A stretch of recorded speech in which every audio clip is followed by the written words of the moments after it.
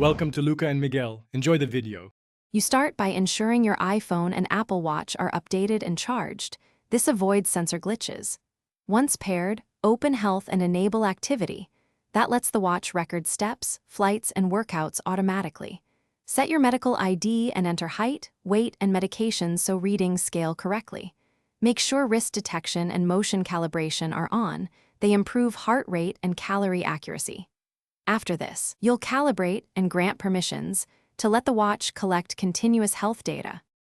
Now you calibrate and configure the sensors for accuracy. Take a 20-minute outdoor walk or run with GPS active to calibrate pace and stride. This trains the accelerometer.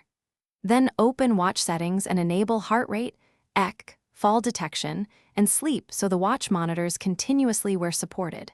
Customize activity goals and notification cadence so alerts match your routine. Grant third-party apps access in Health so their data flows into the dashboard. Once done, your metrics will be more reliable and actionable. You now use the watch daily. Launch workout for precise sessions, use breathe and sleep modes for recovery tracking, and glance at trends each week to spot changes.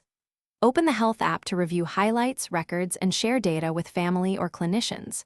If something goes wrong, missing heart rate or steps, first restart both devices, make sure sensors are enabled, and if necessary, repair the watch. If problems persist, update software and contact Apple support for sensor diagnostics. Thanks for watching and please subscribe. It's the best investment you'll ever make.